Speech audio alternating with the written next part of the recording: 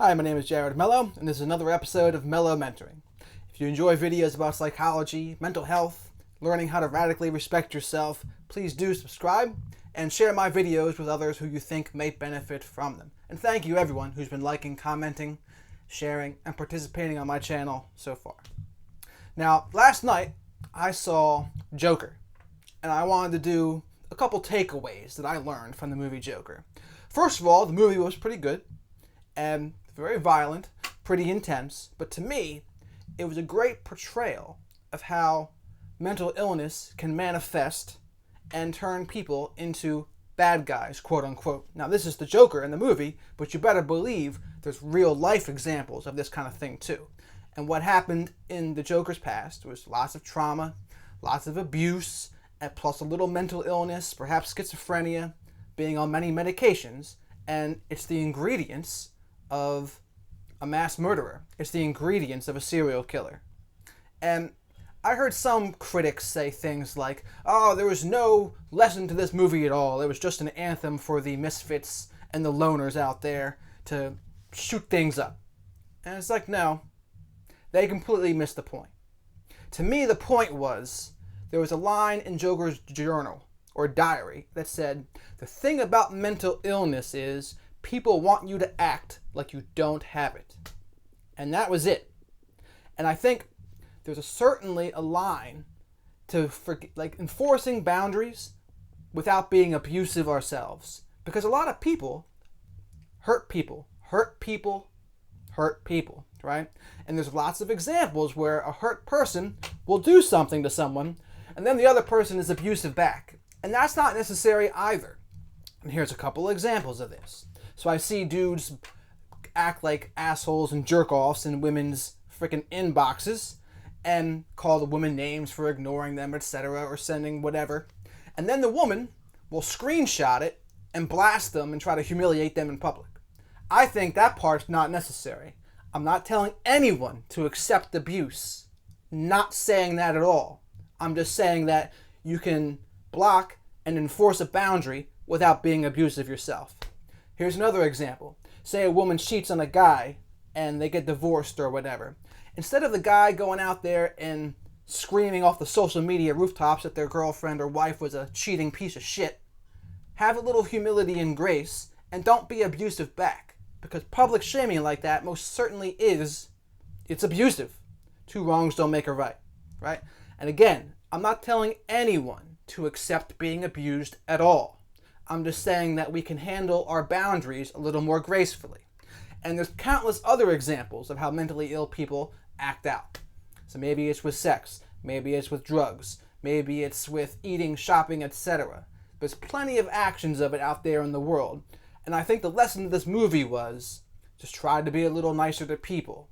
Even if they are acting a little off the rocker, there's probably reasons for it. And that's what the Joker movie portrayed to me. There's lots of reasons why the Joker became what he was. Now, were his actions correct? Absolutely not. But I think the point is to show a little understanding and empathy to how people get to where they are. I see lots of people out there say, oh, well, I was abused or I had trauma and I didn't act like that. But what they don't understand is perhaps their brain chemistry is just a little bit different. Maybe the trauma was just a little bit different or worse and their brain just couldn't handle it. People don't understand that part. We can't take credit for things like our IQ. We can't take credit for things like how we look. And I think that's something that a lot of people forget. They forget that a lot of this is just luck. Like if you got born smart with an intelligent IQ, that's luck. You didn't earn that. That's not something you can hang your hat on and say, yeah, I'm super intelligent. They're like, no, that was just luck of the draw. Like you can accentuate your skills and all and try to read books and whatever, but your actual IQ, there's no way to improve it. It's like hanging your hat on your looks. That's just luck of the draw too. You don't hang your hat on that because it was just luck. And I'm saying this to say, for the people that have also been abused or through trauma and that didn't act out the way someone like Joker has or one of the other manifestations of mental illness, have a little empathy and understanding. It doesn't mean they're any less of a person. Maybe it was just different and their brain chemistry could not handle the trauma. It's like, did you ever think of that? Probably not. Because a lot of people like to think to themselves, I'm better because I didn't, right? But what they don't realize is it was really just luck of the draw, and they could have been in that same person's shoes.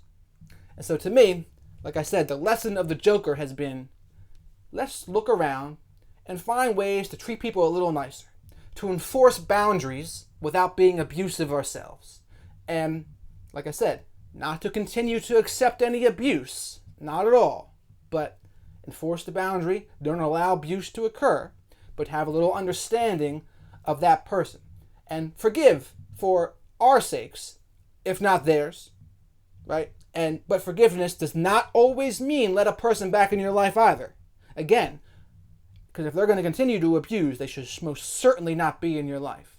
But forgive, have a little understanding, and let them go. And maybe get people help.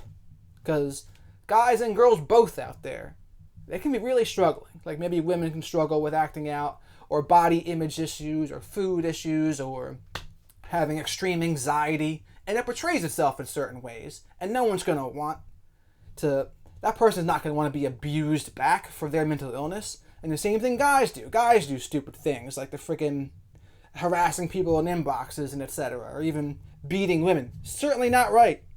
Absolutely not right. But there might be reasons why it has occurred. And I don't condone any of those actions. Not at all. But perhaps it is more mental illness. And we should be just a little more cognizant of that before we're so quick to judge and cast the first stone and say they're just a terrible, evil person. It's like, nah, maybe there's a little more to it than that. There's a little more nuance. It's not quite as binary as a lot of people would like to say. Because I know I said this kind of thing before, and a woman really said to me, oh, this guy's saying that we shouldn't humiliate guys that abuse us in our inbox and we should accept the abuse. It's like, no, that's not what I said. I said, you can enforce a boundary, don't accept the abuse, but maybe you don't have to humiliate in public on top of it.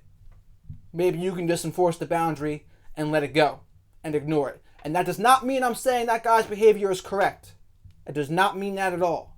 It just means that perhaps we should not answer abuse with abuse. So that was my take from the movie The Joker, to just look around, and even when people are treating us poorly, just try to remember, hey, we should not answer abuse with abuse. Enforce boundaries, but we can enforce our boundaries without being abusive back. And so to me, that was a pretty good lesson, and I think especially in this social media era where there's tons of abuse online, emotional and verbal abuse left and right. And it's like, hey, maybe we should try to give each other a break, act nicely to one another. And I think social media gives people the buffer to act a little more mean, to act a little more tough, because they're not right in person with one another. It's taken away that last line of filter. And if people were in person, they wouldn't dream of saying half the things they're saying. Because there's that social pressure of being around and having that energy. But through the phone, that social pressure and to conform to norms is just not there. Like there's enough of a buffer that really like dehumanes people. It makes people act like terrible people. It really does.